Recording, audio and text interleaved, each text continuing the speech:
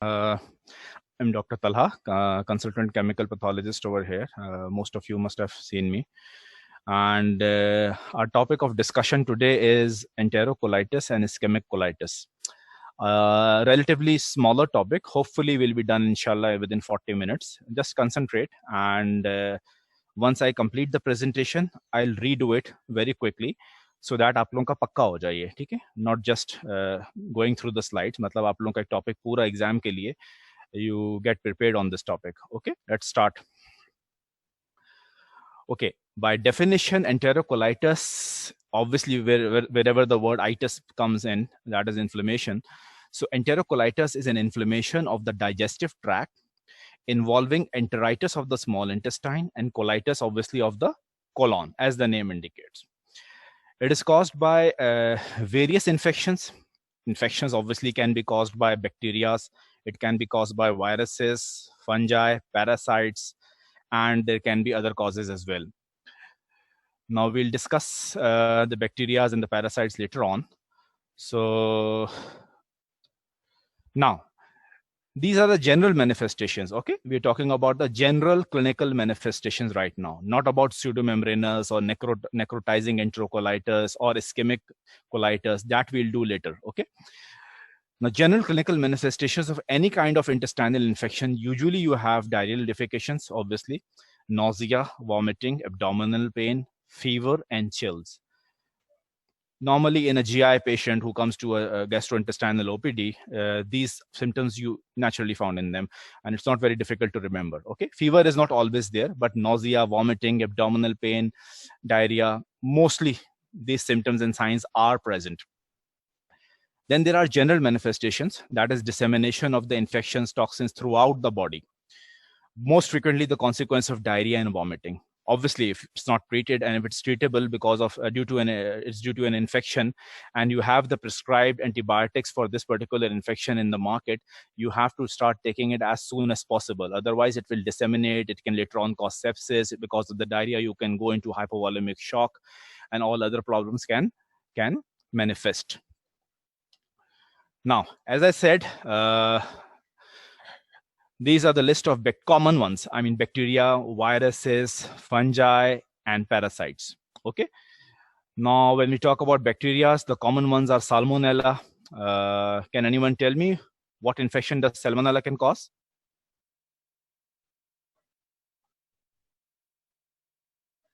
Can you hear me?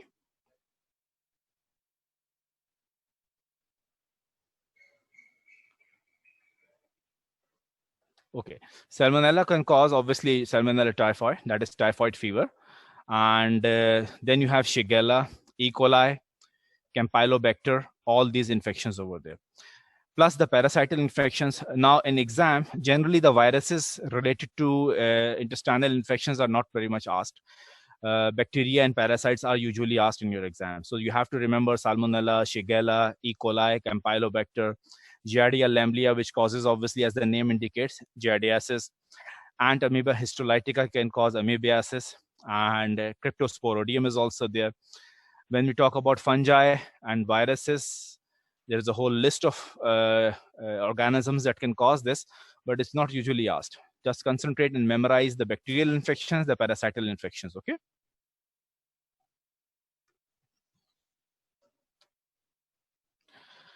Now, coming to the types. The necrotizing enterocolitis most commonly occurs in premature infants. And the second topic that we'll be doing is pseudomembranous enterocolitis, which causes basically pseudomembranous colitis basically causes pseudomembranes to form in your intestine, and we'll discuss this in detail as well. So we'll study necrotizing enterocolitis and pseudomembranous enterocolitis, and in the next part we'll discuss ischemic colitis. Okay. Now, necrotizing enterocolitis, what happens in necrotizing enterocolitis? A portion of your bowel dies. It usually occurs in premature infants or infants who are otherwise unwell. So there's an age category for you. If there's an MCQ or a BCQ in your exam, you can answer this. If the age group is asked, you can say occurs mostly in newborns, obviously, and mostly in premature infants, okay? In premature. Obviously, when a portion of your bowel will die, what will happen? There would be malabsorption. Okay, because the nutrients, the other parts of that is absorbed from that part of the intestine is not absorbed, and you will have malabsorption, you will have nutritional deficiencies in your body. The symptoms usually are poor feeding, bloating, decreased activity. At times there can be blood in stool as well, because a whole portion will die. And there is vomiting of bile as well, because they are children. Symptoms may progress rapidly to abdominal discoloration with intestinal perforation and peritonitis, and systemic hypotension requiring intensive medical support. This usually does not occur in the urban areas, because in the urban areas there is awareness and people get to the hospital by the time they start developing symptoms. But suppose you live in a very remote area and you don't go to a doctor, you don't address this disease, then obviously there can be these complications like abdominal discoloration, then intestinal perforation, hypotension, and you may require intensive medical support. The patient may get admitted, obviously, in ICU as well. Now, an introduction, diagnosis is based on symptoms and confirmed with medical imaging. Prevention obviously includes the use of breast milk and probiotics. About 7%, now 7% is a pretty big number, okay? 7% of those that are born premature develop necrotizing enterocolitis. This can be asked in your exam, okay? This can be an exam question. What percentage of patients, premature infants, can have this disease? Onset is typically in the first 4 weeks of life, because obviously the moment the child is born, he or she starts taking breast milk and other sort of milks. And once it's malabsorbed, then the patients will have symptoms. Males and females are affected equally, okay? How do you diagnose this? This slides look a bit complicated. I'll just simplify this slide for you so that you can remember this and memorize this, okay? This is called Bell staging, basically.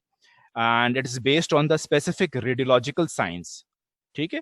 There are mentions of laboratory changes like metabolic acidosis in this slide. That's not, there is no need to remember or memorize that. Just concentrate on the basic signs and the radiological finding. Okay.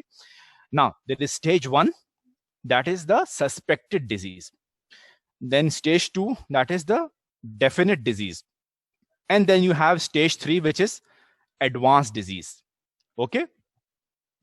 When we talk about the suspected disease, there is non-specific or normal radiological signs. First, I'll do the radiology part, then we can go through the symptoms, okay?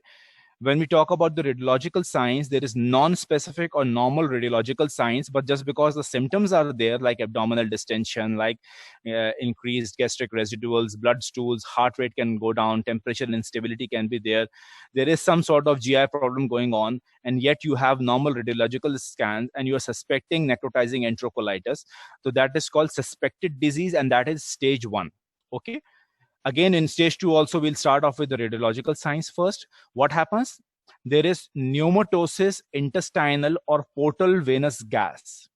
Okay, that is the radiological finding in stage 2, which is definite disease. If somebody has this sign, that is pneumatosis intestinalis, what happens in this? There is gaseous cyst basically in your intestine. Okay, that is very evident in the X-ray. Okay, so if that is present, that is the definite sign of necrotizing enterocolitis, and you can put the patient in the category of stage 2.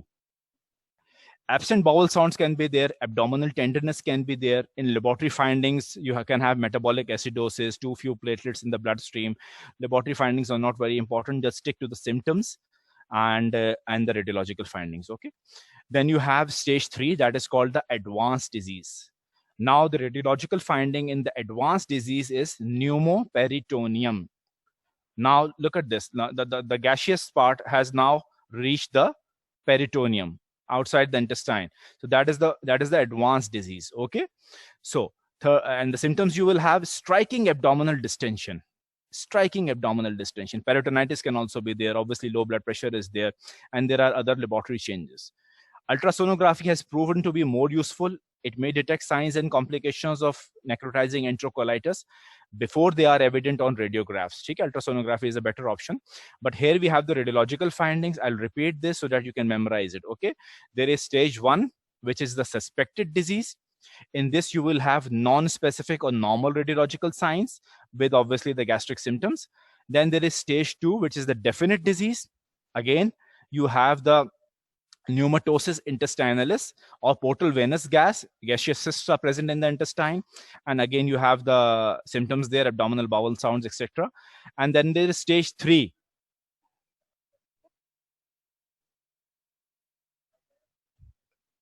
एक minute. Just wait.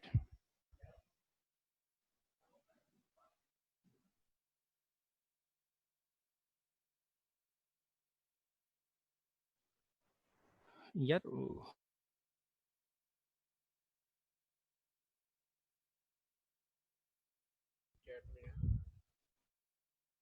Okay, there was an issue over here. I just needed to confirm that.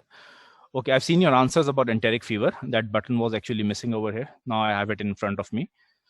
Okay, let's restart this. Okay, there is suspected disease, there is definite disease, and then there is advanced disease. Okay, then we're going to the next slide.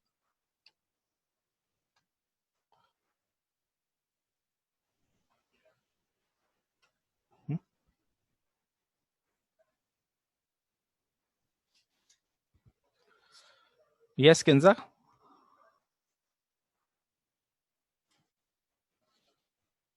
Hello, Kinza, you were asking a question?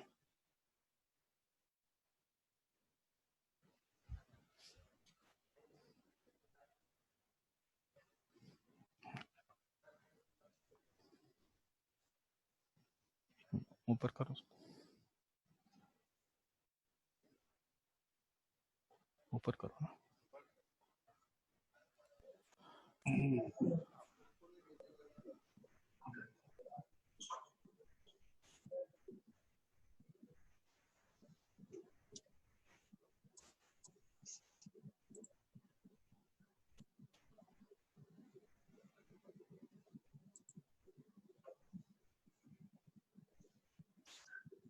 Hello hello ji doctor साहब, आ रही है आवाज? हाँ आ रही. वो कोई बच्चे ने हैंड रेस किया था. She wanted to ask something. जी जी सर, उसको अनम्यूट करूं सर? हाँ हाँ, उनको अनम्यूट कर दें. ठीक है सर, ठीक.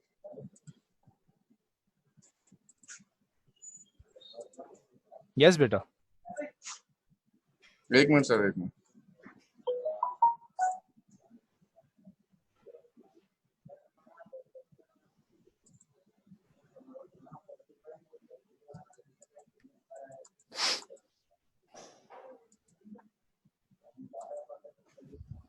अच्छा. When we talk about the treatment of necrotizing enterocolitis, obviously first thing that you will need is bowel rest, and in order to maintain bowel rest, you need to get the patient NPO, that is nothing per oral. Okay, and for that you need to pass a tube, orogastric tube, nasogastric tube. Then obviously comes the IV fluids. Obviously you need to nourish the patient as well. The nutrients should be also passed to the body, so that is done by passing IV fluids. Then IV antibiotics are required, so that there is no secondary infection due to that damage to that area. Surgery is required in those who have free air in the abdomen. So usually by stage 3, if God forbid the patient reaches the stage 3 of well staging, then you may have to go for surgery. Okay, coming to the complications that necrotizing enterocolitis can cause, that can be short gut syndrome, intestinal strictures, or developmental delay. Now, what happens in short gut syndrome? Intestinal strictures and development delay is easy. Short gut syndrome में क्या होता है? Usually, that part of the gut is missing. It can be due to a congenital problem, or it can be due to a reason of removal of that part of the gut due to Crohn's disease, due to any ulceration, due to any cancer or injury. That part of the gut is removed. Obviously, when that part of the gut is removed but natural, the patient will have malabsorption and symptoms. Okay, because the nutrients that are absorbed from that part of the gut cannot be absorbed then. Okay, so that is the short gut syndrome, in which a part of the small bowel is missing in the patient due to the removal of that part. That can be due to Crohn's disease or cancer or injuries, etc. Okay, so in treatment you will have bowel rest, NPO karna padega patient ko, nothing per oral. Then you need to pass a tube, IV fluids, IV antibiotics. Surgery is only required in advanced stages. Now, when we talk about the prognosis, medical and non-surgical treatment, usually the patient recovers in 10 to 14 days unless and until he or she does not have any comorbids. Then there can be long-term complications, obviously, that can cause bowel obstruction or anemia in the patient, and then you have to treat accordingly. Overall, about 70 to 80% of infants who develop necrotizing enterocolitis can survive. Okay. Now, this is the second part of the three types we will do today. That is Clostridioides difficile. It can be C. difficile, it can be C. difficile, whichever way you want to pronounce it. It is a symptomatic infection due to spore-forming bacteria, Clostridioides difficile. Okay, C. difficile it's called. एक organism होता है जिसकी वजह से, which is a spore-forming organism. So infection occurs. What happens? Watery diarrhea is there, fever is there, nausea is there, abdominal pain is there. The best part of studying GI is that most of the symptoms usually are similar. You have diarrhea, you have fever, you have abdominal pain, you have nausea. So in exam, suppose you आपको कुछ याद ना आ रहा हो, at least name these 3 or 4 things. ठीक है, वो कहीं ना कहीं fit हो रहे होते हैं. About 20% of cases of antibiotic associated diarrhea occurs because of C. difficile. Okay, that's a very important point. इसी को हम आगे लेके चलेंगे. C. difficile diarrhea is estimated to occur in 8 out of 1 lakh people each year. In hospitalized patients, it occurs in between 4 to 8 in 1,000 patients. Why is it more in hospitalized patients? The reason is because they are more on antibiotics. Okay? The complications that can occur due to this C. difficile infection is pseudomembranous colitis. Pseudomembranes are usually very obvious, and it can be seen through microscopes, endoscopy, colonoscopy. वो हम आगे देखते हैं भी. Toxic megacolon can be there. Okay. Perforation of the colon can be there, and you can have sepsis if not treated properly. Obviously, it's an infection. Every infection which is not treated can lead to sepsis, and obviously sepsis can therefore you can have low blood pressure and all those symptoms. C. difficile infection is spread by bacterial spores found within feces. Risk factors, as I told you, the most important one, the most commonly asked in your exam, even if you answer this, you will get most of your marks, inshallah. That is antibiotics or proton pump inhibitor. Then hospitalization is a risk factor, old age is another risk factor, and low serum albumin levels are also a risk factor. Okay? The most important one is hospitalization and antibiotics. At least you should remember this. Okay. Diagnosis is done by stool culture or testing for the bacteria's DNA or toxins. If a person tests positive but has no symptoms, okay, the condition is known as C. difficile colonization rather than an infection. So at times this can occur. The patient does not have any symptoms. So that is called colonization, not infection. Prevention is obviously hand washing proper, okay, because it occurs in feces. Bacterial spores present hote hain. Terminal room cleaning, obviously in the hospitals there should be proper hygiene, and most importantly limited use of antibiotics.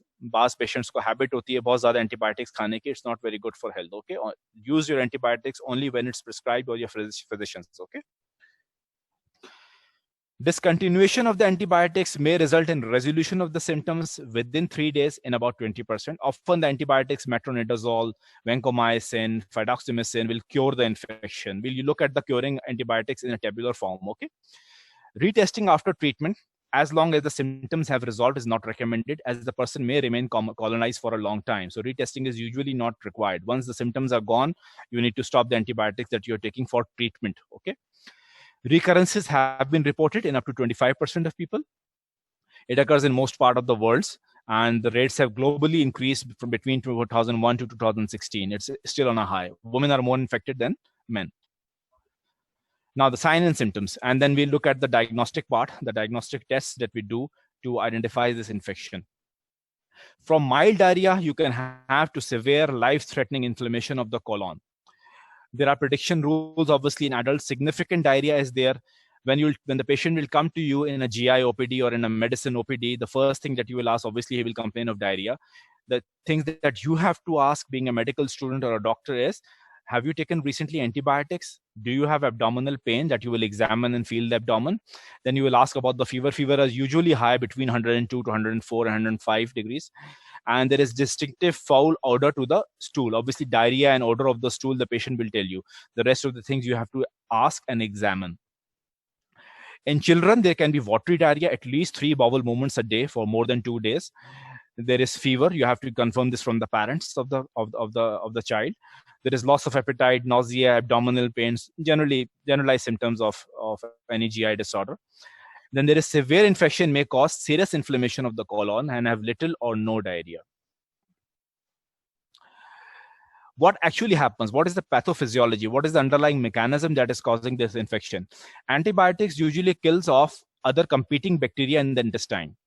Any bacteria remaining will have less competition for space and nutrients. जो आपकी body के अंदर अच्छे bacterias होते हैं, antibiotics को आप over use करेंगे तो generally that those bacteria are also gone. So the natural mechanism is disturbed. That causes the infection. Net effect is to permit more extensive growth than normal of certain bacteria. Obviously, एक space किसी के लिए create की जाएगी तो वो कोई ना कोई इसको occupy कर लेगा, ठीक है? Some other organism will occupy that space, obviously. And C. difficile does that. Then it starts producing toxins. Toxin A, toxin B. बाज़ जगह toxin C भी मिलता है, but for your exam, just remember toxin A and toxin B are produced. ठीक है? One can infect. I think A can infect directly, and A cannot infect directly. B can infect it, and then it may colonize the gut, but is unlikely to cause pseudomembranous colitis. What happens then?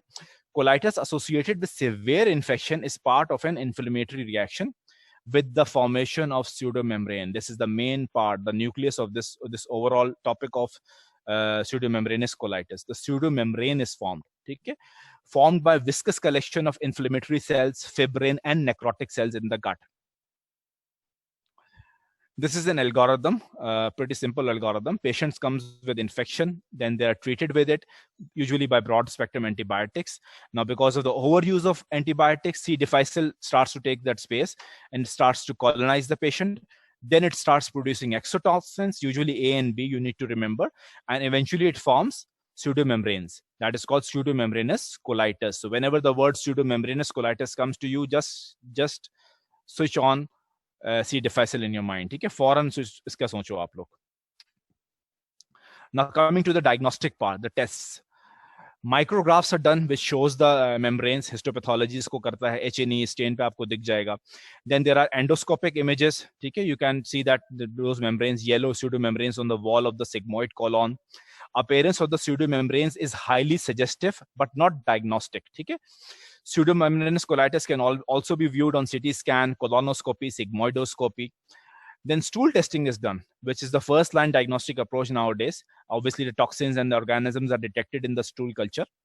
Usually only 2 toxins are tested, as I told you, A and B. But the organism produces several others.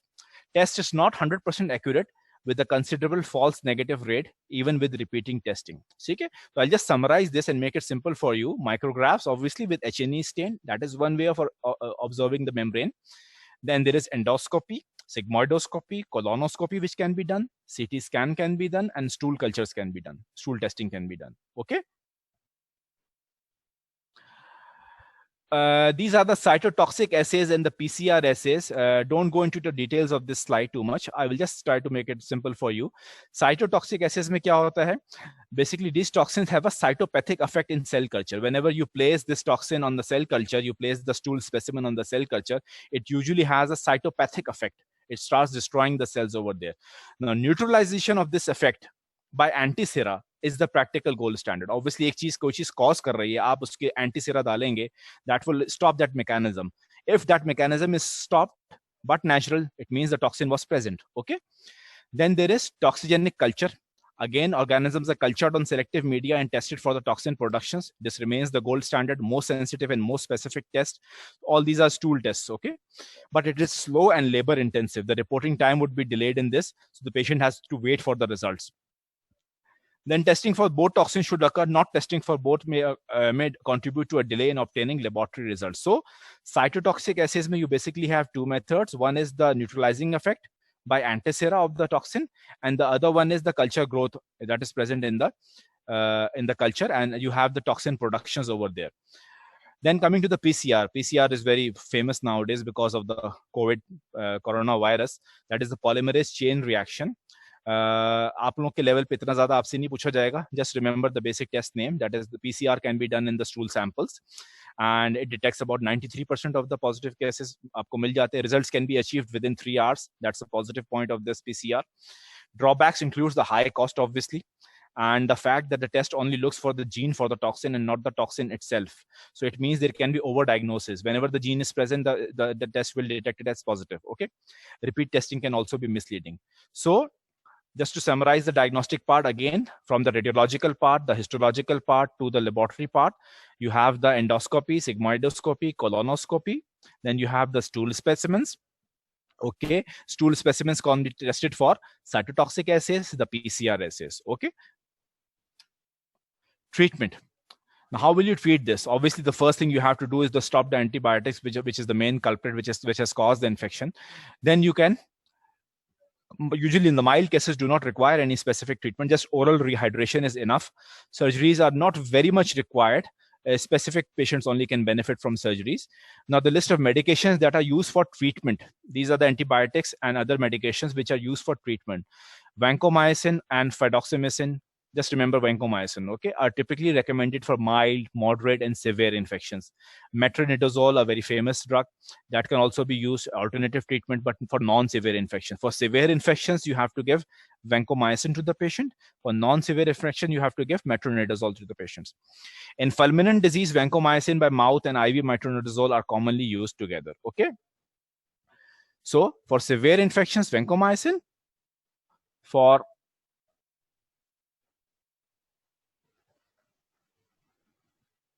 okay, question is asked by Sakina. This is caused by antibiotics, and those antibiotics are different, beta. Those antibiotics are different, which can cause this. Okay, that can cause this disease. That is over usage of the antibiotics. हमारे culture में usually common इस वजह से हो जाता है. The reason is कि patient without getting the blood culture done, without getting the other tests done for confirmation of infection, usually they start taking antibiotics. ठीक है, बहुत सारी antibiotics लोग यूज करते हैं. Ciprofloxacin यूज कर रहे होते हैं. आपके ये cephalosporins बहुत ज्यादा यूज हो रही होती है हमारे पास. अब तो खैर norfloxacin, ofloxacin भी यूज होना शुरू हो जाती है. And there is a whole list of tests, antibiotics that can cause the disease. But for treatment, just remember vancomycin for severe infection, metronidazole for non-severe infections, and for fulminant disease, you have to use both. Now, there is another question from Maham. What is the gold standard test? In exam, just you have to say two parts. ठीक है, आप इस तरह से बोलिएगा उसको. Stool specimens, ठीक है, tested by different methodologies. That is the cytotoxic assays and the PCR test. That is the stool sample. Okay. Now, to view the membrane, we have to do the scopies. Okay, endoscopies and colonoscopies and sigmoidoscopies. Okay. In an immunocompromised person, C. difficile won't cause pseudomembranous colitis. Broad spectrum cause. No, broad and antibiotics can cause. Zan is asking this question.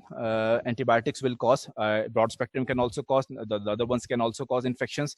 You have to. The bottom line is that for every infection, whenever you have fever and it's not being resolved after 2 to 3 days, and you have ruled out the viral causes of it, you need to go to your physician and get the antibiotics prescribed. Then the antibiotics should be taken either for 5 days or 7 days, whatever your physician will prescribe. Okay.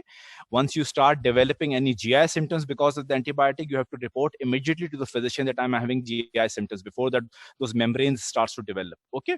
Immunocompromised patients can also have it. Obviously, it's more common. As I said, in old age, it's very common. In hospitalized patients, any patients going to the hospital regularly for dialysis, any cancer patients, God forbid, will have this infection very commonly. They have diarrheal complaints because they go to the hospital very, very commonly, and they are immunocompromised.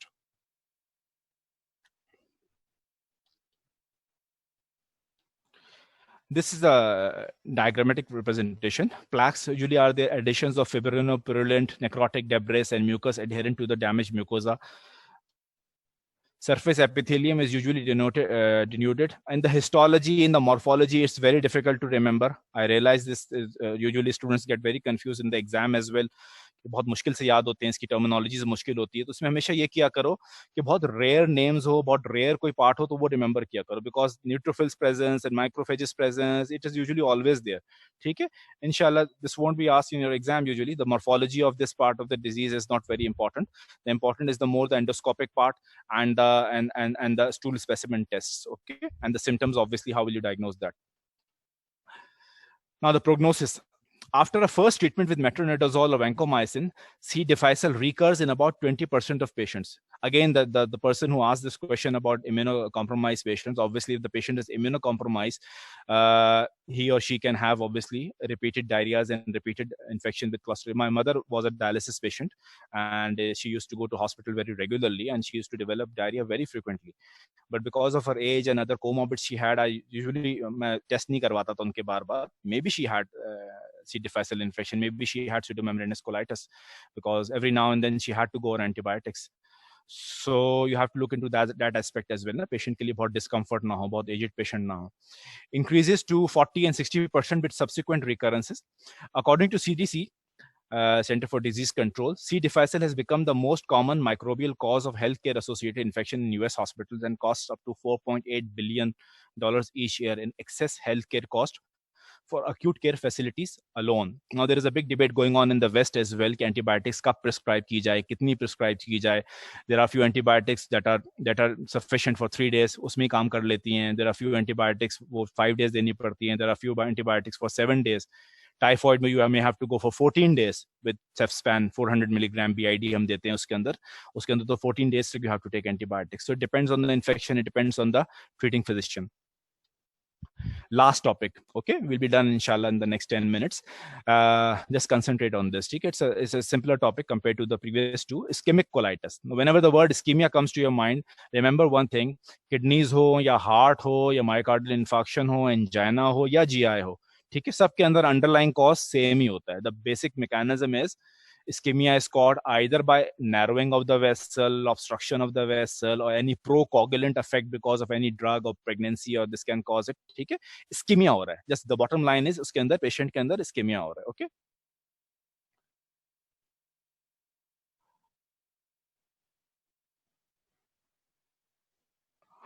The question from Ghulam Mustafa: besides stopping antibiotics, what will we do for treatment? Beta, we have looked into the slide of that.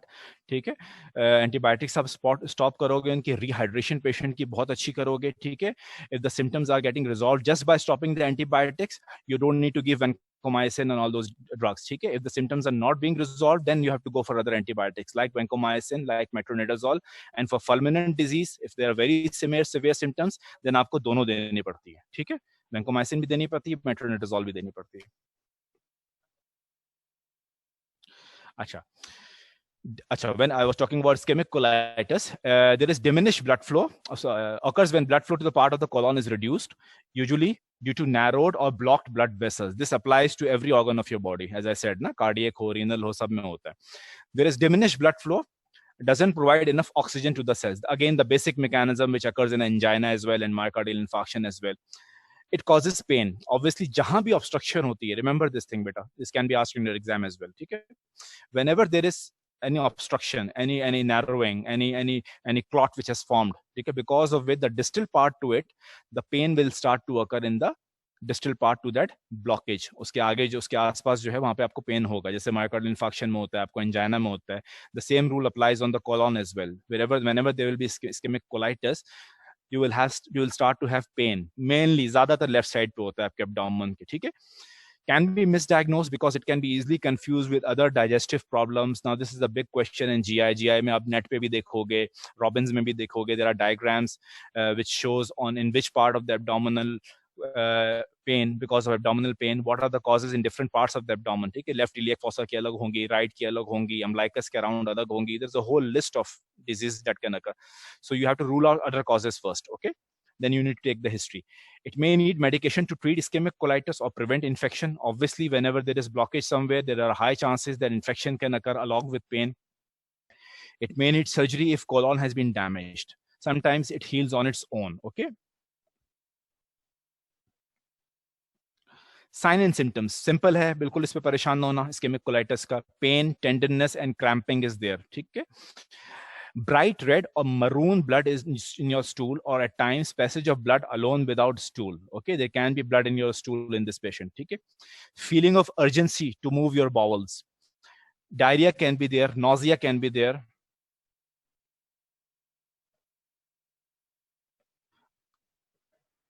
There's a huge difference in necrotizing. There's a question from Navera between necrotizing and ischemic colitis. Necrotizing is basically the necrosis of that part of the intestine that occurs because of prematurity. Okay, then there can be secondary infections. ठीक है, patient बिल्कुल premature है, बच्चा pediatric patients में होगा. ठीक है, and while ischemic usually occurs in the old age, can occur in young age as well, जिसके अंदर procoagulation defects होंगे कोई उनके अंदर, वो भी आगे देख लेते हैं हम ना, तो आपको समझ में आ जाएगा सारा. ठीक है, feeling of urgency, diarrhea, nausea, Risk of severe pain and complications is higher when symptoms occur on the right side of your abdomen, because the arteries that feed the right side of the colon also feed parts of the small intestine. That is because of the dual supply of the arteries. Now remember this thing, mostly and occurs in the left abdominal part. Okay, whenever the patient comes to you with the history of bright red or maroon blood in your stool, and there is feeling of urgency, diarrhea, nausea, then you feel the abdomen, obviously you do all the abdominal examination, and you see the left side, obviously you have to suspect that there can be ischemic colitis. ठीक है, फिर आप उसकी बाकी history लोगे, haematology की history लोगे, क्यों लोगे वो आगे मैं बताता हूं आपको. ठीक है, then but the books say, the guidelines say that if the pain occurs in right side of the body, usually the complications can be more severe if there is right side of the body pain, because the supply is massive over there. A single artery is supplying at multiple places like small intestine as well, large intestine as well. Now, blocked blood flow to the small intestine can quickly lead to death of the intestinal tissue. Necrosis can occur. In life-threatening situation, you'll need surgery to clear the blockage and to remove the damaged portion of the intestine. To remove the blockage, obviously you have to do some interventional procedure to open that artery, or to put a balloon there to just dissolve the clot over there, so that the damage distal to it does not occur.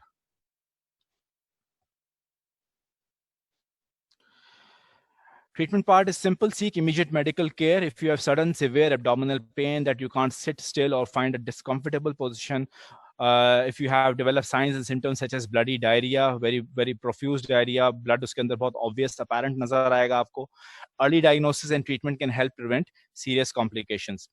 Causes, as I said, very similar to what we have in cardiac or renal patients, उनके अंदर भी होते हैं. Fatty deposits are there. Atherosclerosis, you must have heard about this term by now. Okay? Dangerously low blood pressure can occur associated with heart failure, major surgery, trauma, or shock. Because of the decreased volume in the blood, the supply to the gut has also decreased. The supply to every organ has decreased, hence to the gut has also decreased. Okay, blood clot in an artery supplying the colon, or less commonly in a vein, venous thrombosis hota hai. Bowel obstruction occurs by hernia, scar tissue, or tumor. Now you have in the first 4 bullets of this slide, you have a summary of a very good summary of all the causes. It can be, I'll repeat it. Okay, it can be due to atherosclerosis. It can be due to any surgery, trauma, heart failure because of the decreased volume. Okay, thrombosis, or due to obstruction by a scar tissue or tumor or hernia. ठीक है, ये मोटी causes हैं. Even if you ask this, even if you answer this in the exam, you'll get the marks. Inshallah. Surgery involving the heart or blood vessels or digestive or gynecological system. Other disorders such as vasculitis, lupus, and sickle cell anemia, इसमें rare होता है. You don't need to remember this. Okay. Drugs can also cause colon cancer, can also cause ischemic colitis. But in colon cancer, obviously the priorities gets different. उसमें आप दूसरी चीजों को ज़्यादा treat कर रहे हो तो rather than this. But मोटी जो चीजें हैं, just remember it can be caused due to atherosclerosis. I'm repeating it 3rd time. ठीक है. Due to heart failure, major surgery हुई हो, trauma हुई हो, पूरा overall body का blood pressure आपका गिर गया है, और वो चीज आपकी उसको वो प्रॉपर्ली नरिश नहीं कर पा रहा है आपका ब्लड फ्लो ना. Thirdly, there can be a blood clot, कोई thrombosis हो, emboli जाके stuck हो जाए. And lastly and fourthly, you can say hernia, scar tissue, or tumor have obstructed those vessels, due to which there is ischemic colitis and there is ischemia. Okay. It is almost a repetition of the previous slide. इसमें थोड़ा सा split हुआ था, इसलिए मैंने ये डाल दिया था ना. Arterial thrombosis and arterial embolism. Okay, arterial thrombosis कब होगा? Severe atherosclerosis में होगा. एंजियोग्राफिक प्रोसीजर्स में हो सकता है, हाइपरकॉगुबल स्टेट्स में हो सकता है, factor 5 Leiden deficiency. I am not sure आपका हेमेटोलॉजी इस लेवल तक हुआ है नहीं हुआ है अभी. Factor 5 Leiden deficiency is a cause which is a procoagulant disease. इसके अंदर जेनेटिक म्यूटेशन हो जाती है. It can cause ischaemic colitis because of the procoagulant effect. OCPs, oral contraceptives, बहुत कॉमनली आपका क्लॉट्स बनाती हैं बॉडी के अंदर. It can cause it. ठीक है, प्रेगनेंसी लॉस भी हो सकते हैं इसके अंदर. Embolism, obviously cardiac vegetations की वजह से होता है. Mural thrombosis obviously is that which is attached to the wall of the vessels. ठीक है, angiographic procedures again can cause arterial embolism. So it can be caused by both thrombosis and embolism. Venous thrombosis, again hypercoagulable states. So as I told you earlier, अगर आप सिर्फ वो 4 causes भी बोल दोगे ना, तो आपको almost सारा cover हो जाता है. Obstruction हो गई, hypercoagulable states हो गई, decreased blood volume की वजह से हो गया, and all those causes. ठीक है. Then there can be non-occlusive, as I said, cardiac failure, shock, dehydration, vasoconstrictive drugs, इनकी वजह से हो जाता है, like digitalis, vasopressin, propranolol, and obviously due to tumor, volvulus or structure that has caused to obstruct those vessels, और उसकी वजह से आगे आपकी सप्लाई नहीं जा रही ब्लड की, and that part of the intestine or colon is damaged and starting to cause severe pain. The patient will have severe pain in this. Role of certain medications, certain use of certain medications also can lead to ischemic colitis. Usually it's rare. जिस तरह मैंने बताया, just remember OCPs याद रखना बेटा, और hormones याद रखना जो पेशेंट्स ले रहे हैं. बास chemotherapeutic medications can also cause. Risk factors are now easy. आप लोग खुद भी बता सकते हो. Age obviously is very important. Usually occurs in older age of more than 60. In young adult may be a sign of blood clotting abnormality or vasculitis. Now remember this point, because a young patient usually does not have diabetes, hypertension, इस तरह की चीजों से वो बचे हुए होते हैं. So in younger patients, if a case scenario is given in your exam, in your viva or in your BCQs, and they basically present a young patient to you, पहली चीज दिमाग में ले आना, I'm giving you a hint, a clue over here, कि फौरन करना क्या आपने, फौरन आप hematological जो है ना प्रॉब्लम्स, उसको दिमाग में लेकर आ जाना, ठीक है. Usually in a young patient, unless he has type 1 diabetes and very deranged diabetes, तो उसके अंदर होगा. अदरवाइज क्योंकि यंग पेशेंट्स में there are lesser comorbids compare to the old patients, so the primary cause in young patients are blood clotting abnormalities और vasculitis which is causing ischaemic colitis. Okay. In older age, obviously, it can be multiple causes: high cholesterol and reduced blood flow. There can be the patient may have had surgeries in the past. Okay, and clotting abnormalities may, as I told you, factor 5 laden deficiencies. Even if you say clotting abnormalities in your exam, that would be sufficient. Okay, if you have hematological exam, obviously hematology bisme hai, to then you have to answer what is factor 5 laden and any other procoagulant disease that can cause this. Okay, otherwise just medications and cholesterol and low blood flow and clotting abnormalities, obstruction, surgery, trauma, ye sare causes hain iski. Complications. What happens in complications? As any other complication where there is obstruction of the vessels or there is decreased blood flow, gangrene can occur, perforation can occur, inflammation can occur, strictures form हो जाते हैं. ठीक है, gangrene जिस तरह हमने पढ़ा है आपके पाँव के अंदर भी हो सकता है because of diabetes.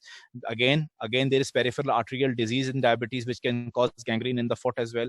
So here also gangrene can occur, perforation, bowel inflammation which can lead to ulcerating colitis, and there can be ischemic strictures as well. Diagnosis में क्या होगा?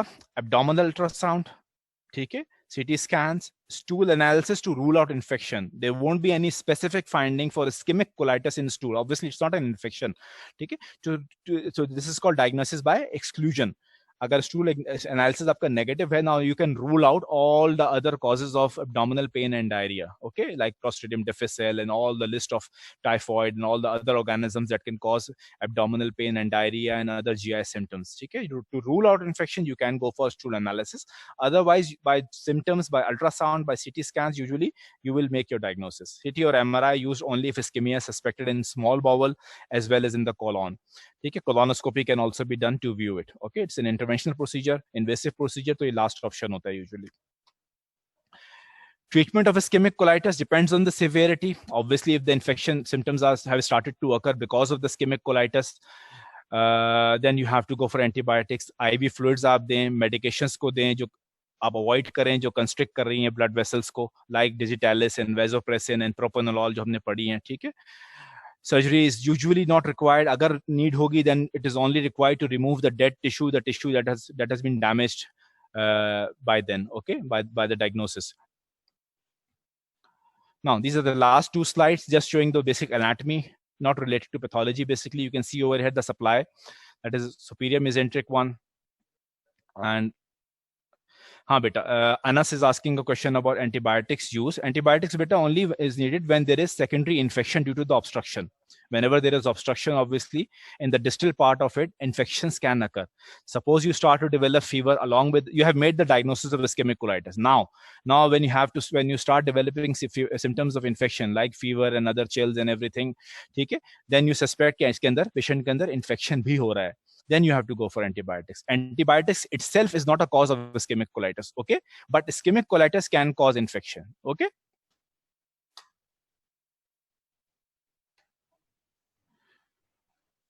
Okay. Inferior mesenteric artery, superior mesenteric artery, and branches of the internal iliac artery. These are the major arteries. Those are blocked in ischemic colitis. Okay. Much of anatomy is here. This is the diagrammatic representation of another one. Okay. We'll discuss the treatment. Okay. Just let me finish this slide. This is the last or second last slide, I guess. Inferior mesenteric artery is there. Okay.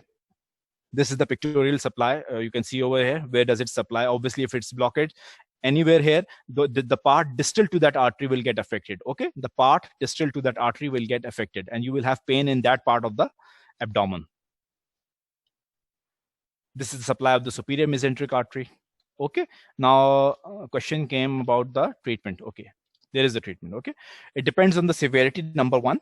Number 2, आप उसको फौरन से ivy fluids दोगे, उसको patient को admit करोगे, patient को ultrasound CT करवाओगे, just to confirm your diagnosis. Stool culture और stool test will be done to rule out infection. Okay, because infection is not the underlying cause. Antibiotics will only be given if there is. Okay, I'll tell you the reference later on. Okay, Achha, depends on the severity. Antibiotics, IV fluids, treatment of any underlying medical condition which is happening. Okay, for example, the patient hypercholesterolemia. What will you give to the patient? You will give statins to the patient. You will ask him or her to have diet control, regular exercise. Diabetes के लिए आप बोलोगे diabetes control में रखें. Hypertension के लिए आप बोलोगे hypertension under control रखें. The underlying medical condition should be addressed and treated. ठीक है, ताकि बार बार ये ना हो. ठीक है. Avoid medications that constrict your blood vessels. Like digitalis हमने पढ़ी, vasopressin पढ़ी, propranolol पढ़ी, and there is a whole list of medications. Chemotherapeutic drugs भी cause कर सकती हैं. Suppose it's occurring because of clots, then you have to look into the hypercoagulable medications जो आपके clottings बढ़ाती हैं, like OCPs, like estrogens. ठीक है. And then obviously you can go for scopies and everything अगर treat नहीं हो रहा होगा, for monitoring healing and complications as well. ठीक है. रेफरेंस के लिए बेटा you can go through your topic on basis. Simple दिया हुआ बेसिस के अंदर बहुत आसान है. ट्रीटमेंट पार्ट इतना नहीं होता है, फिर ट्रीटमेंट पार्ट आप दूसरी जगह से पढ़ लो. लेकिन pathology obviously treatment is not very much asked. आपको बेसिक, आपको पैथोफिजियोलॉजी पता हो, आपको अंडरलाइंग कॉज पता हो, आपको सिम्टम्स पता हो.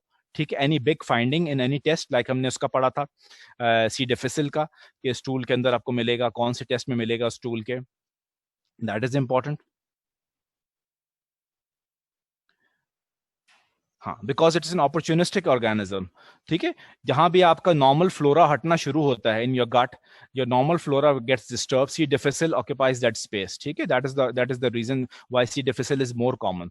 Pseudomembranous colitis. अच्छा, remember this thing, membranes are not always found. Okay Sidra, membranes are not always found. ठीक है. कभी कभार होती हैं, कभी नहीं भी होती हैं. But you have to stop those antibiotics that has caused the disease. You have to take the antibiotic history of the patient. There's a question from Navera again, sir. Is infectious enterocolitis and gastroenteritis the same thing? No, gastroenteritis is a generalized term, ना, whereas there is infection of the whole gut. ठीक है. Enterocolitis again आप उस तरह करोगे, इसमें आप usually small intestine और उसको address कर रहे होते हो, colon को. Sir, you said last we have to remember symptoms. Karsam, I didn't get your question. Anticoagulants in ischemic colitis. Ischemic colitis, if it's confirmed that it's due to a hematological cause, okay, then you can use anticoagulants only. ठीक है. First you have to avoid the procoagulant effect, वो drug से हो रहा हो या किसी भी डिजीज से हो रहा हो. ठीक है. And then obviously you have to go for anticoagulants. वो फिर आप हेमेटोलॉजिस्ट के पास जाओगे अपने और उनको बताओगे सारी हिस्ट्री.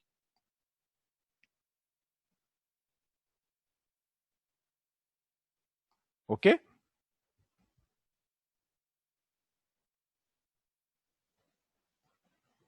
हाँ, Oves, can you hear me? जी सर. ठीक है. अच्छा, there's a question. Just wait, one question is there. Okay, thank you. ठीक है बेटा. ठीक है Oves.